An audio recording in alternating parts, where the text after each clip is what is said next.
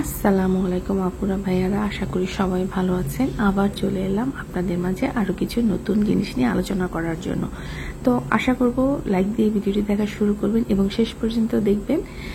যদি ভালো লাগে তাহলে অবশ্যই কমেন্ট করবেন, শেয়ার করবেন আর সাবস্ক্রাইব করতে কিন্তু ভুলবেন না। আর পাশে থাকা বেল বাটনটা প্রেস করে দিবেন যাতে আমি যখনই কোনো নতুন ভিডিও আপলোড দিই তখনই যেন আপনাদের মাঝে নোটিফিকেশন চলে যায়। তো আজকে ওদের পরিবারের সবাইকে নিয়ে একটু কথা বলবো যদি সময় থাকে। প্রথমে শুরু করি আমি সাবিনাকে নিয়ে। বাবা মা, একটা পরিবারের বাবা মা যে শিক্ষিত হওয়া কতটা জরুরি সেটা আমি গতকাল সাবিনার ভিডিওটা দেখে মনে হলো আর কি। এই দুইটা মেয়ে যে কতটা ঝুঁকির মধ্যে আছে, হ্যাঁ, ওদের পরিবারে কাজলেই পাচড়ায় ওরা আক্রান্ত, সেটা কিন্তু আমি একটা আগের ভিডিওতেও বলছি যে ওদের কাজলি হচ্ছে। সেখানে এই মূর্খ বেডা আর বেডি দুইটা মিল্লা ফকিরের কাছ থেকে কি যেন পানির মতো আনছে, এনে সেগুলো মান্নাতকে লাগাইতেছে। চিন্তা করে দেখেন ওদের কত বুকের পাটা, ছোট ছোট বাচ্চাদেরকে কবিরাজি জিনিস এনে লাগাইতেছে। কতটা গন্ডমূর্খ না হলে একটা মানুষ এরকম করে? সাধারণত একটা পরিবারে কি থাকে, আমরা দেখে আসছি যে একজন যদি কম বুঝে তাহলে আরেকজন সেখানে বুঝায় দেয় যে না, এটা করা ঠিক না। মেয়েরা নর্মালি দেখছি বেশিরভাগ ফ্যামিলিতে মেয়েরা কম বুঝে, ছেলেরা আবার এইসব জিনিস ভালো বুঝে। আমি বলতেছি না সব পরিবারে, বেশিরভাগ ক্ষেত্রে স্বামীরা তখন কি করে, এগুলো কন্ট্রোল করে যে না, এসব ফকির মিসকিন এগুলো করা যাবে না। কিন্তু এই পরিবারে তো উল্টা, মূর্খগুলি হচ্ছে সংসার চালাচ্ছে আর তাদের বলদ জামাইগুলি হচ্ছে এই মূর্খদের কথা মতো উঠবোস করে। সাবিনা নিজের মুখেই কিন্তু বলল যে এটা ছোঁয়াচে রোগ, ওদের রাব্বির থেকে হয়েছে, ওর ভাইয়ের, এভাবে করে একজন করছে, এটা ছোঁয়াচে রোগ। তারপরেও দেখেন দল বেঁধে এরা মিমের বাসায় আসা যাওয়া করতেছে এবং এর মধ্যে বাড়িতে গিয়েও কিন্তু এই রোগ ছড়াই দিয়ে আসছে। সাবিনার ব্যাপারটা হয়ে গেছে যে ওরা কেন একা সাফার করবে, ওর মেয়ে ছোটটা কেন একা চুলকাবে, গাল নষ্ট হয়ে যাবে। সবাই বাড়ির যত বাচ্চা আছে সব বাচ্চাকে দলে বলে যেন এই রোগ ধরে, সেই জন্য সব জায়গা থেকে ঘুরে ঘুরে আসছে। এদের যেমন নিজেদের কোনো মাথার মধ্যে কোনো জ্ঞান নাই, গোবর, তেমন এদের বলদ স্বামীগুলিও। নাহলে কি কোনো ভালো মানুষকে এদের মতো এই মূর্খদেরকে বিয়ে করে? বলেন, মিম বলেন, তিশা বলেন, এই সাবিনা বলেন, প্রত্যেকটা গন্ডমূর্খ। আর ওইদিকে আরেকটা কি শারমিন, ওটা তো আরেকটা গন্ডমূর্খ চরম ধরনের। ওটা শুধু মুখ দিয়ে ফটার ফটার ফটার ফটার, এটা হলো মুখ নড়ে, ওটা হাত পা নড়ে না। সাবিনা বলতেছিল যে পোকা ধরছে, এটা কিন্তু আসলে এক ধরনের পোকা, মাইট বলে এটাকে, ছোট ছোট মাইট।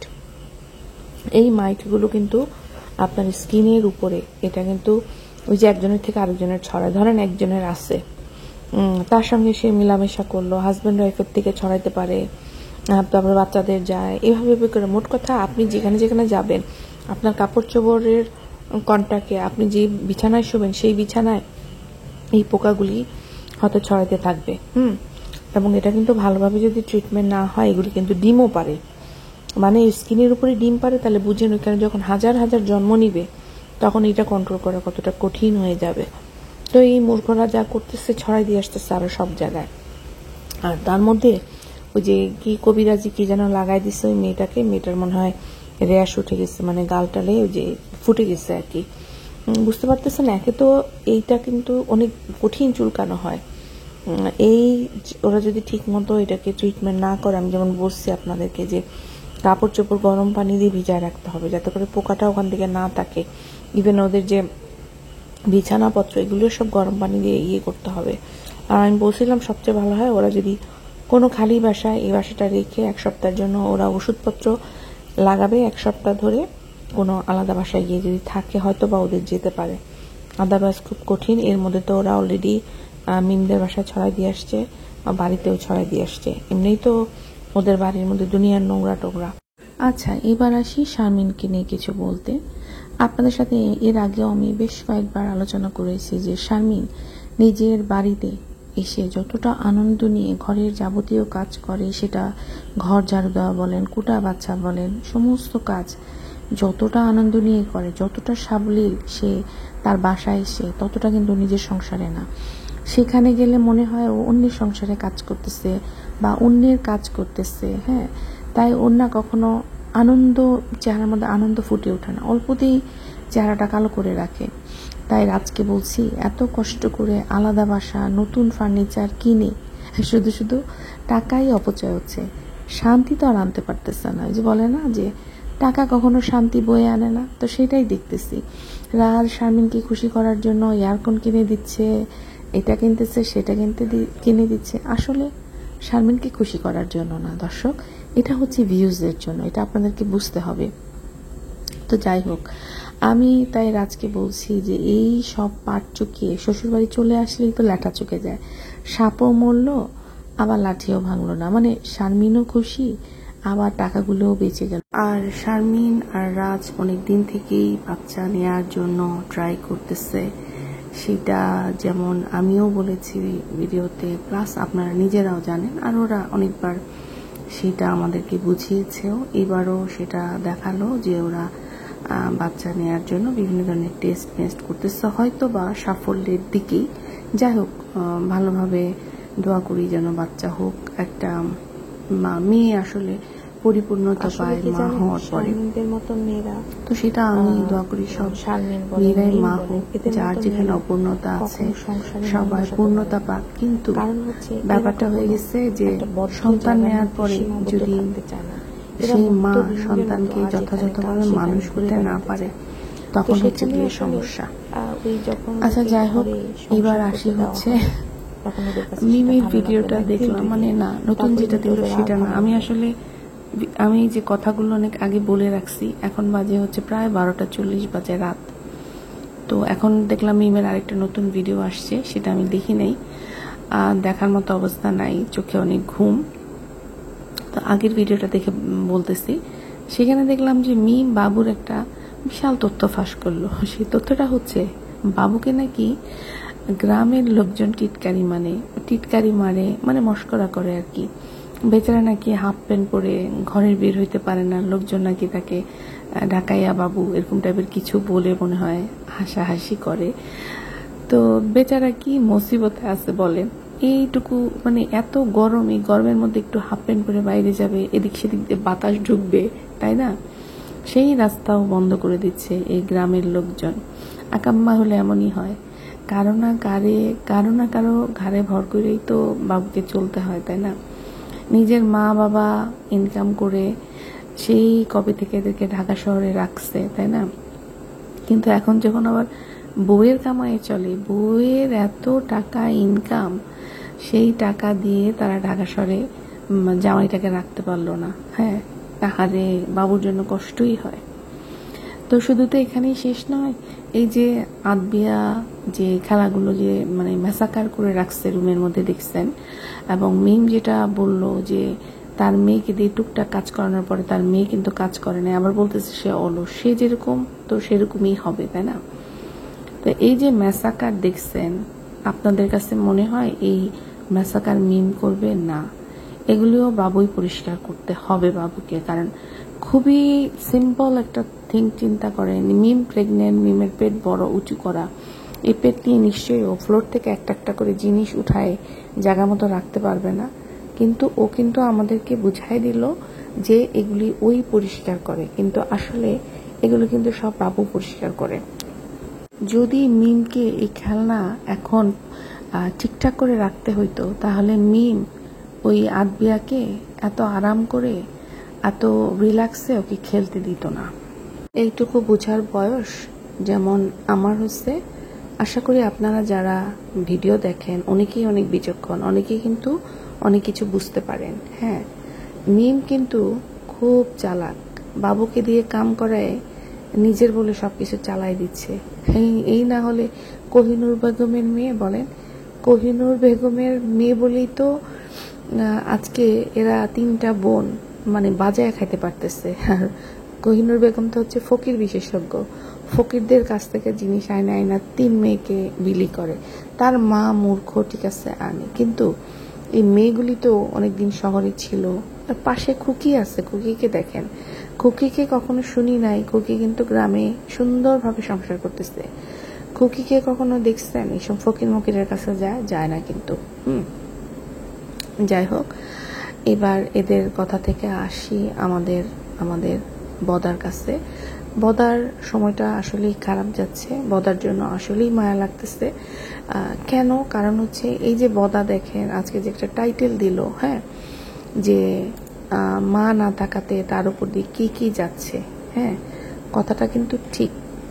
আজকে যদি এই বদার মা বেঁচে থাকতো, তাহলে এই ভারী ভারী জিনিসগুলো, এই যে বদা যে নিয়ে নিয়ে ঘুরতেছে, সিমেন্টের বস্তা, এগুলি হয়তো বদার মাকে কাজ করতে হইতো। আজকে বদার মা নাই বলে বদা বুঝতে পারতেছে যে মায়ের গুরুত্বটা কতটুকু।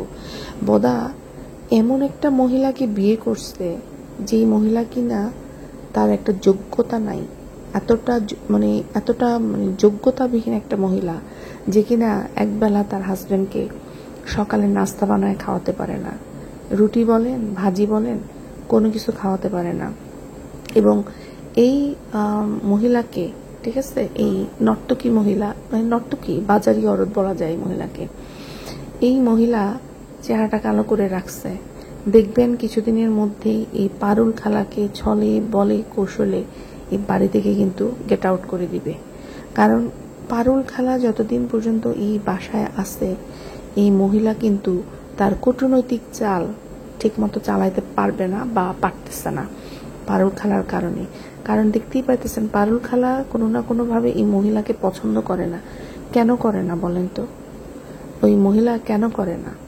এর মধ্যে সেরকম কিছু দেখছে, তারা খুব কাছে থেকে দেখে, খুব ক্লোজলি যারা থাকে তারা কিন্তু খুব ভালো করে বুঝে। সো পারুল খালা খুব ভালো করে এই মহিলার চাল জানে। সেই জন্যই সে কিন্তু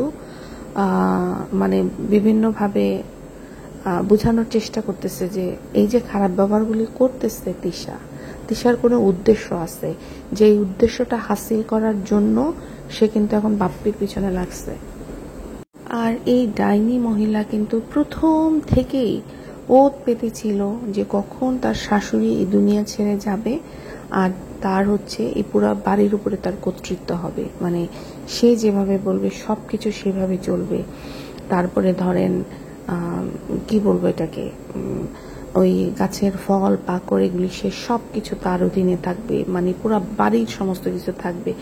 এখন যে এই যে নিচে রান্না বান্না করে, সেখানেও ধরেন পারুল খালার কিন্তু এখন পর্যন্ত কিন্তু তার মালকিন নাজমা বেগমের অনেক কিছু কিন্তু সে সংরক্ষণ করে রাখে, বা যেটাকে বলে কোনো কিছু নষ্ট হতে দেয় না। হ্যাঁ, যার কারণে কিন্তু বাপ্পি নকল কান্না কানলেও কিন্তু সে কিন্তু একটা জিনিস বলছে পারুল খালাকে, যে তুমি ছেড়ে চলে যাও না। কারণ একটা জিনিস সে বুঝে গেছে যে তার বউ আর যাই হোক, তার বউ তাকে কখনো টেক কেয়ার করবে না। সেই জন্য এই যে সকালের নাস্তাটা কে করে দিচ্ছে, রান্না করে দিচ্ছে কিন্তু পারুল খালা। নাস্তা এত একটা বয়স্ক মহিলা, চিন্তা করেন, সে উঠে রুটি বানাচ্ছে। এমনকি বাপ্পির মাও কিন্তু সকালবেলা উঠে রুটি বানাইতে বসতো। কিন্তু এমনই এক আমি জানি না বাপ্পি আসলে কোন কুক্ষণে এই মহিলার মা গলায় মালা দিচ্ছে। হ্যাঁ, এই মহিলার না আছে শিক্ষাগত যোগ্যতা, মহিলার না আছে চেহারা, শুধু গায়ের রং ফর্সা। হ্যাঁ, না আছে তার কথা বলার ছিরি, না আছে কারো প্রতি তার সম্মান, না আছে তার কোনো গুণ। একটা মহিলা, তার কোনো যোগ্যতা নাই। ঠিক আছে, যখন না কেউ যোগ্যতার বেশি পেয়ে যায়, অযোগ্য মানুষ যখন কোনো জায়গা পেয়ে যায় বা ক্ষমতা পেয়ে যায়, তখন সে আসলে যে ধরাকে সরা জ্ঞান করে। তো এই মহিলা হচ্ছে সেরকম, এই ডাইনি মহিলা হচ্ছে যার তার কোনো যোগ্যতা নাই, অযোগ্য ব্যক্তি হচ্ছে এমন একটা পরিবারে চলে আসছে। যার কারণে আজকে দেখেন এই মহিলা বাপ্পির জন্য সকালে একটা নাস্তা বানাইতে পারে না, সকালবেলা তার হাজবেন্ডের জন্য এক কাপ চা দিতে পারে না, সে তার সন্তানদের ঠিক মতো খাওয়া দিতে পারে না। তাহলে সে কি করতেছে? সে সারাদিন ফোনে বসে আছে, সে ফোনে তার মাকে ফোন করে, তার ভাই বোন এসব নিয়ে সে ব্যস্ত। একই জিনিস তার বাকি বোনরা করতেছে। হ্যাঁ, ওই সাবিনাকে বলেন, সাবিনা কি হাল করে রাখছে মরিয়মের।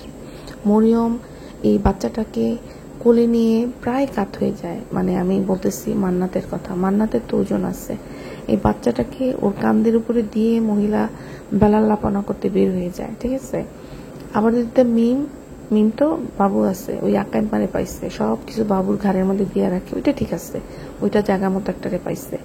এখন সাবিনার উচিত, সাবিনা তো মানে ইয়েরে ব্যবহার করতে পারবে না, ওই যে আরিফের ব্যবহার করতে পারবে না, কারণ আরিফ অনেক চালু মাল। আর বাবু যেহেতু আকাইম্মা, এ কোনো কাম কাজ করবে না, সো একে তো কারো না কারো উপরে বৈশাখ খাইতেই হবে, কারো না কারো কাজ করতেই হবে। তো সেই জন্য সে এই রাস্তায় বেছে নিছে, তারটা সে করুক।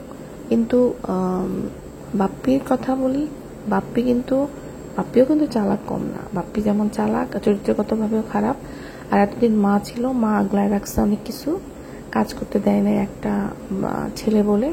কিন্তু এখন বাপ্পি হারে হারে বুঝতেছে যে বাপ্পির সকালবেলা নাস্তাটা পর্যন্ত বাপ্পি টাইম মতো পায় না। বাপ্পির চেহারা দেখবেন ভালো করে, বাপ্পি এখন যতই নিজেকে ইয়াং সাজানোর চেষ্টা করুক না কেন, এই যে ইয়াংস্টারদের মতো সে শার্ট পরে, যত কিছুই পড়ুক, তার চেহারার মধ্যে দেখেন কেমন একটা ছাপ পড়ে গেছে। হ্যাঁ, সে কিন্তু ভালো নেই।